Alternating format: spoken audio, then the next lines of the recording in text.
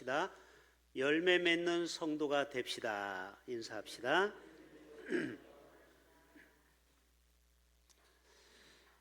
예수님은 열매에 관심을 많이 가지고 계십니다. 물론 하나님도 우리들에게 열매를 맺기를 원하시죠. 농부의 심정도 열매를 많이 맺기를 원합니다. 자, 이 제철에 지금 뭐가 많이 나오죠? 지금 4월 달에 딸기, 토마토가 나오죠. 그런 열매를 우리가 먹을 수 있는 것은 이 열매가 잘 맺어졌기 때문에 우리가 비록 돈을 주고 사 먹지만 얼마나 귀한 것을 먹는지 몰라요. 저는 이 딸기하고 토마토를 즐겨 먹는데 제가 오늘 조사해 보니까 딸기는 12가지의 효능이 있고 토마토는 20가지의 효능이 있더라고요. 그러니까 여러분, 좋은 영양제 안 먹어도 하나님이 주신 이 과일만 제때 잘 섭취해도 우리가 건강하게 살 수 있다는 거예요. 딸기는요, 면역력도 좋아지고요, 피부 미용, 노화 방지, 심혈관, 눈, 체중 감량, 다이어트, 혈당 조정, 장, 변비, 항암, 뼈, 염증 완화, 스트레스 완화, 구강에도 좋대요. 나쁠 게 하나도 없죠. 근데 요즘 젊은 아이들은 이 과일을 잘 안 먹어요. 토마토는 훨씬 더 좋은 성분이 많아요. 나트륨을 배출하고요, 혈관, 신장, 면역력, 변비, 고혈압, 항암, 피부 미용, 눈, 다이어트, 황산화 효과, 뼈, 성인병 예방, 그 다음에 빈혈 예방, 심장 예방, 그 다음에 전립선, 두뇌, 또 갱년기에 좋다고 합니다. 야, 하나님이 우리에게 이렇게 좋은 과일을 우리가 손쉽게 사 먹을 수 있다라는 거, 여러분 늘 과일을 볼 때마다 감사하고 드시길 바랍니다. 물론 내 돈 주고 내가 사 먹지만, 내 돈 내 산이지만 그래도 하나님이 이렇게 좋은 것을 과일에게 주었어요. 그런데 이것은 다 누가 길러야 돼요? 농부가 농사를 통해서 길러내는 거예요. 그러니까 열매를 통해서 우리에게 얼마나 많은 유익이 되는지 몰라요. 왜 성경에서는 우리가 열매 맺는 삶을 살라고 했느냐? 내가 열매를 많이 맺으면 다른 사람에게 기쁨이 되는 겁니다. 동의하십니까? 다른 사람에게 유익한 삶을 사는 거예요. 그러니까 우리는 열매를 많이 맺어야 되겠죠. 먼저 여러분, 좋은 열매를 맺기 위해서는 좋은 나무가 돼야 돼요. 한번 따라서 해볼까요? 나는 좋은 나무인가? 자, 나무가 좋아야 열매를 많이 맺을 수 있는 거예요. 나무가 나쁘면요, 열매가 좋은 열매를 맺을 수 없는 거예요. 그래서 우리는 내가 좋은 나무가 돼야 돼요. 좋은 나무. 결론부터 얘기할까요? 우리가 좋은 열매를 맺기 위해서는 누구에게 붙어 있으라? 요한복음 15장에 예수님께 붙어 있으면 좋은 열매를 맺는데요. 맞지요? 우리가 예수로 충만하고 내 안에 예수로 꽉 차면은 말도 은혜로운 말 할 수 있겠죠. 언어도 열매거든요. 또 좋은 생각할 수 있죠. 그리고 다른 사람에게 칭찬할 수 있죠. 왜요? 예수님이 내 안에 계시는데 어떻게 남을 나쁘게 말하겠어요? 다 세상에 아름답게 보이는 거예요. 자, 여러분, 세상에 아름답게 보여요? 안 아름답게 보여요? 이것은 여러분이 예수님이 내 안에 계신 것과 안 계신 것의 차이예요. 두 번째, 우리가 좋은 열매를 맺으려면 첫째는 예수님께 붙어야 되고, 또 하나는 뭐가 충만하면 좋을까요? 성령으로 충만해야 돼요. 내가 성령으로 충만하면 내 안에 사랑이 막 펄펄 끓어요. 그리고 내 안에 하나님의 복음을 전하지 않으면 견딜 수 없어요. 그러니까 전도 열매가 맺어지는 거예요.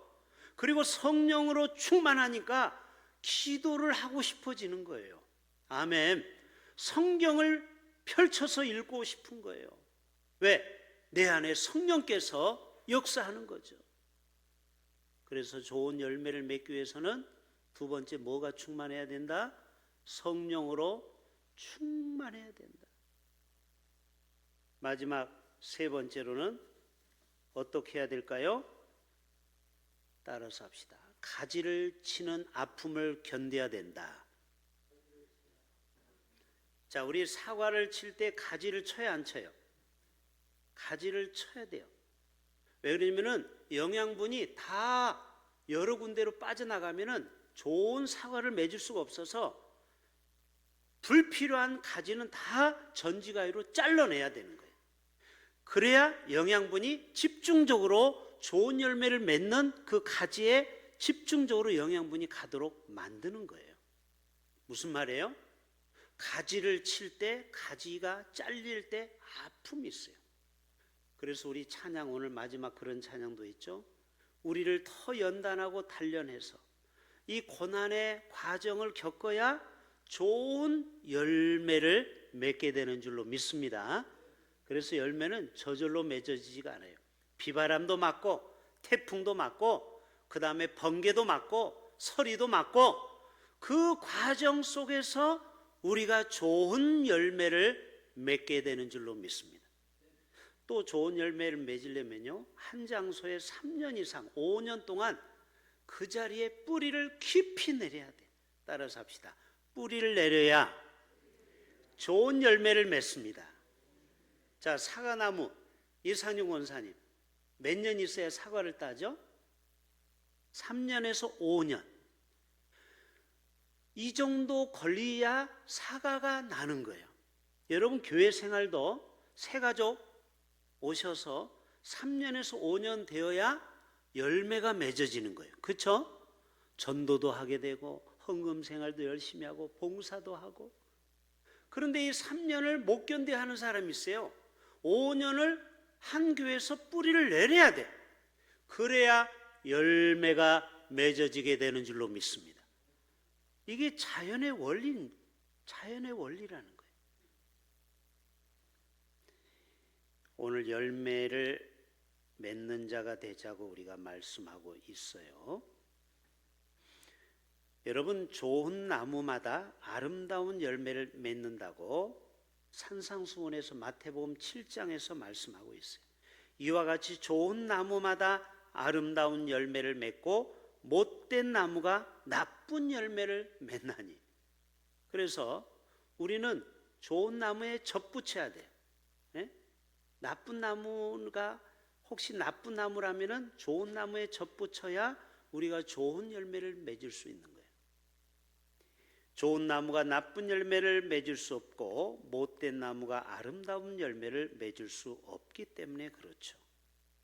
그래서 마태복음 7장 20절에 이러므로, 이제 열매에 대한 결론이 이거예요. 이러므로 그들의 열매로 그들을 알리라.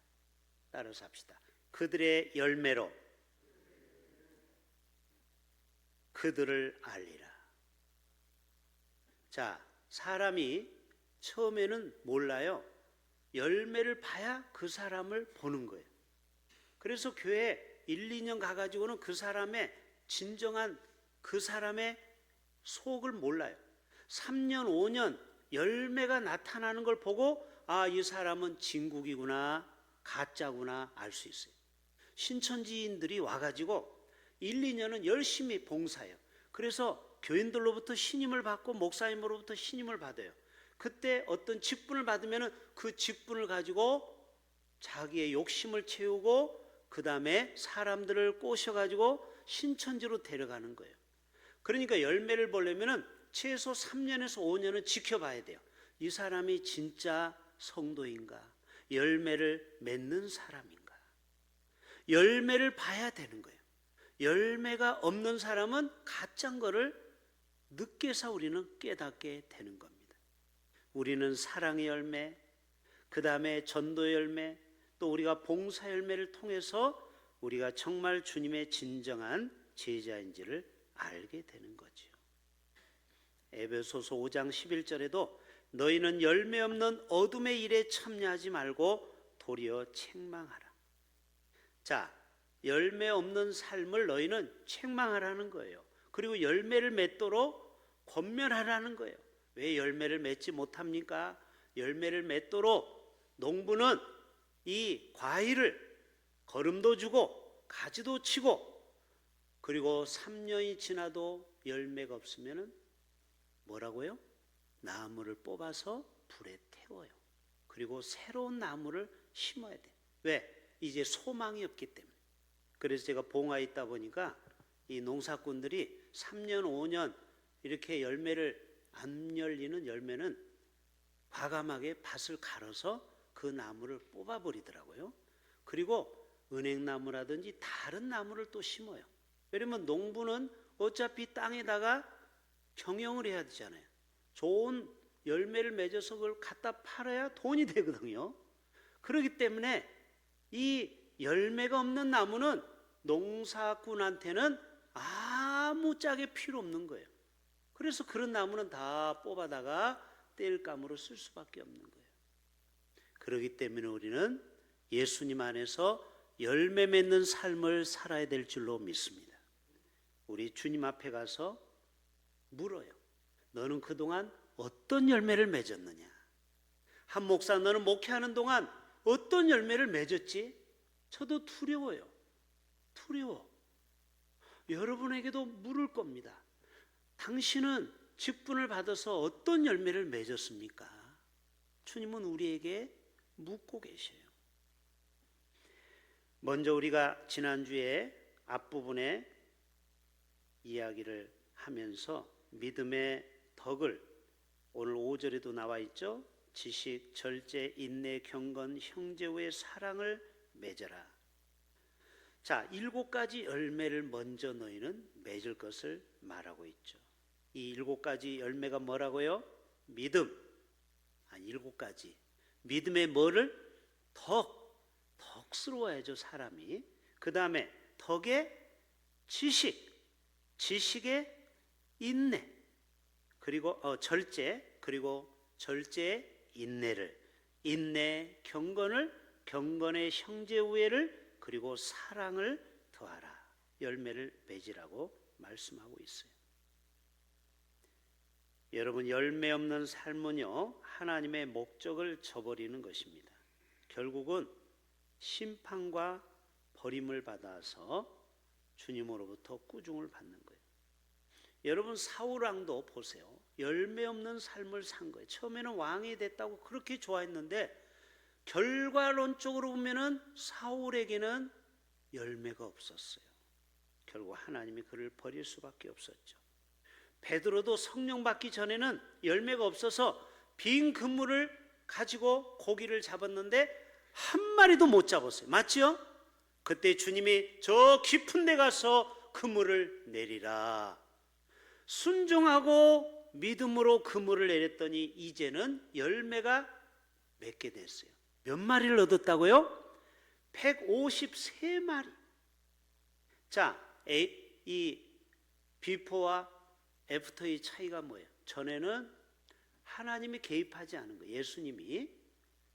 그럴 때는 아무리 노력해도 열매가 없어요. 자, 여러분의 인생도 하나님이 개입 안 하면은 열매가 없을 수가 있어요. 맞지요? 하나님이 개입을 해야 돼요. 예수님이 개입을 했잖아요. 저 깊은 데 가서 그물을 내리라. 순종하고 갔더니 이번에는 열매를 153마리를 낚은 거예요.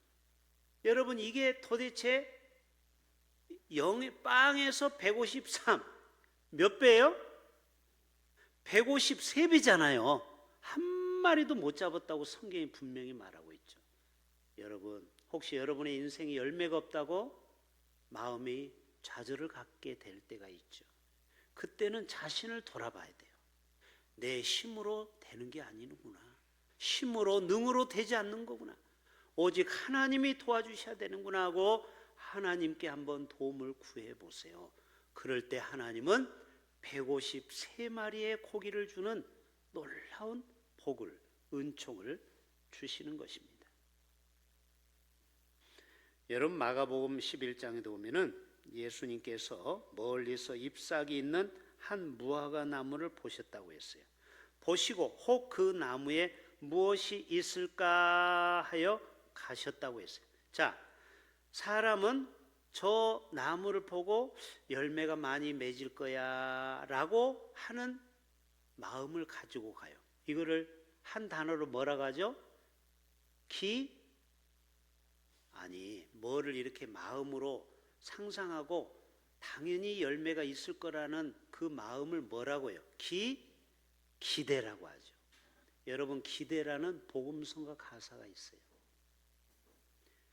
주 안에 우리 하나 모습은 달라도 예수님 한 분만 바라네. 사랑과 선행으로 서로 격려해 따스함으로 보듬어 가리. 그러면서 후렴에 이런 가사가 계속 반복돼요. 주님 우리를 통해 계획하신 일, 너를 통해 하신 일 기대해. 하나님은 우리 한 사람 한 사람을 기대해서 불러주신 줄로 믿습니다. 여러분 한 분 한 분을 기대하는 마음으로 불렀다라는 거예요. 기대하는 마음으로. 그래서 우리 각자 심령 가운데 기대치가 다 있다라는 거죠.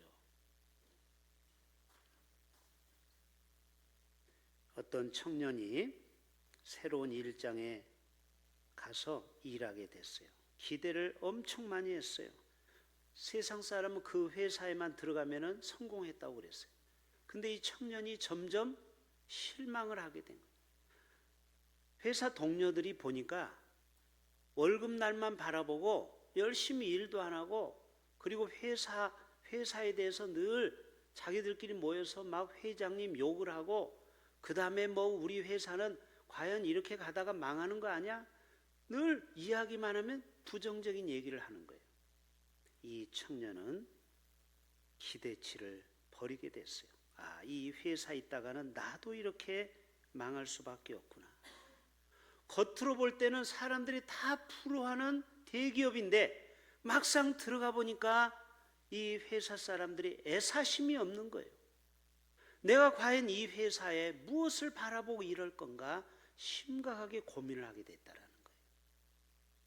여러분, 사람들은 이 겉과 들어가서 속은 다른 것입니다. 예수님은 이 베다니에서 시장하셔서 한 잎사이가 많은 무화과 나무를 가서 열매를 기대해서 가봤어요. 그런데 웬걸 이 무화과 나무에 열매가 하나도 없는 거예요. 막상 이 조직에 들어가 봤더니 하나도 나에게 도움이 될 게 없다. 결국 예수님은 말씀하죠. 이제부터 영원토록 사람이 내게서 열매를 따먹지 못하리라. 결국 무화과 나무가 저주를 받고 이 열매는 이 나무가 말라버린 것을 보게 됩니다. 다음 날 가봤더니 여러분 이것은 교훈인데요. 그 당시에 많은 사람들이 종교적으로 거칠해하고 그리고 핵심을 잃어버린 이스라엘 백성들을 향하여 그 비유를 통해서 우리에게 깨우쳐 주는 것입니다. 열매 없는 삶, 마치 겉은 수박이 파랗죠? 아니 수박 색깔이 파래요 안 파래요? 아니 수박이 파랗지. 수박이 파랗고 줄무늬도 있어. 무늬는 수박인데 수박을 쫙 잘라서 봤더니 속이 하나도 안 익었어. 하얘. 아니 그런 수박 있어요 없어요? 있어요. 잘못 싸면은. 이게 뭐냐? 겉은 예수민쟁이야. 겉은 예수를 수십 년 믿었어. 근데 그 속을 깊이 영적으로 들어가 봤더니 열매가 없는 거예요. 맛대가리가 하나도 없어. 속이 하얘. 여러분 이런 수박은 갖다 버립니다. 먹을 거예요? 먹어요 못 먹어요? 못 먹죠. 하얀 수박은 먹을 수가 없어요. 여러분 우리 겉으로는 다 그럴싸하고 뭐 직분도 있고 다른 산에 보면은 참 믿음이 좋은 것 같아요. 뭐 성경도 많이 알고 뭐 이야기하면 뭐 암송도 잘하고 굉장히 샤프한 것 같아. 근데 그 속에 딱 들어가 보면은요 생활에 열매가 없어. 세상에서 빛과 소금의 역할을 못해. 말에도 덕이 없어. 절제가 없어. 성질을 다 부려. 여러분 이러면은요 열매 없는 무화과 나무하고 뭐가 다르겠습니까? 우리는 겉도 그럴싸하지만 속이 더 중요한 줄로 믿습니다. 우리 속에 과연 열매가 있는가?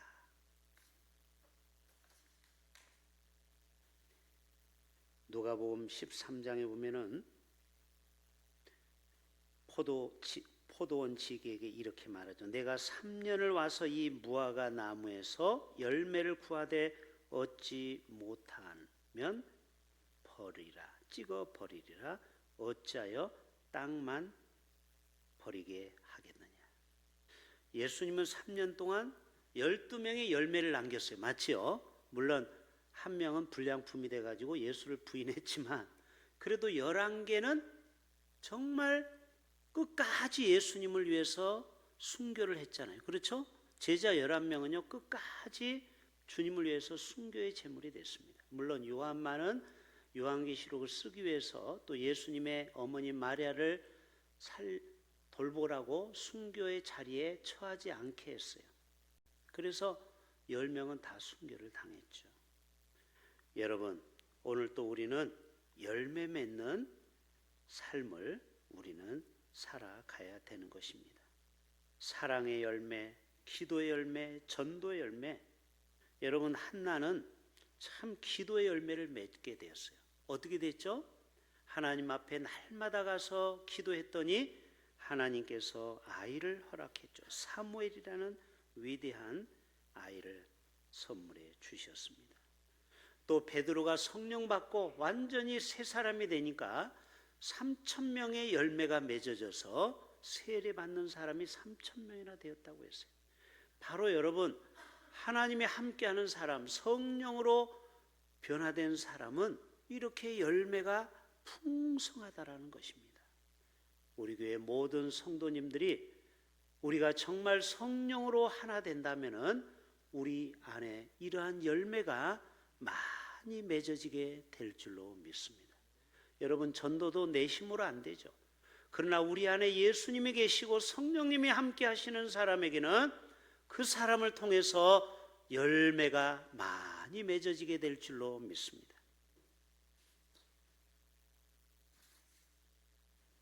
마태복음 7장 19절에도 좋은 열매 맺지 아니하는 나무마다 찍혀 불에 던져지느니라. 하나님의 강력한 경고의 메시지인 것입니다.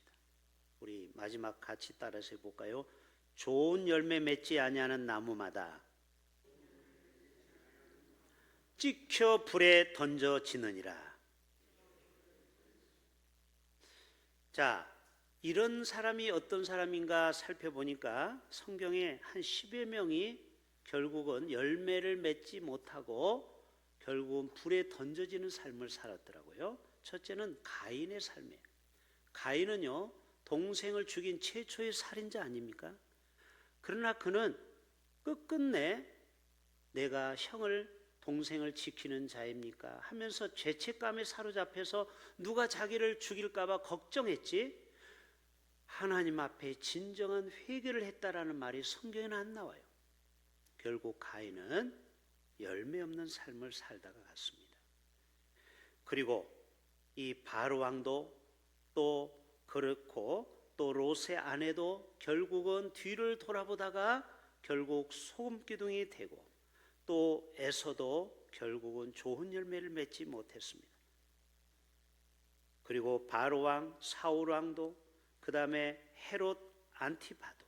여러분, 이 헤롯 안티파는요 세리 요한을 죽이고 예수님을 조롱하고 끝까지 회개하지 않다가 결국은 열매 없는 삶을 살게 되었습니다.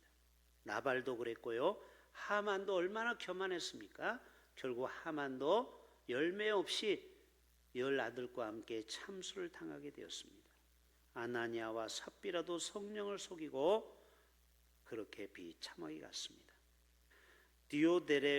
디오드레베라는 사람은 교회 내에서 으뜸되려고 사도 요한의 권유를 무시하다가 결국 디오드레베도 열매 없는 삶을 살다가 갔습니다.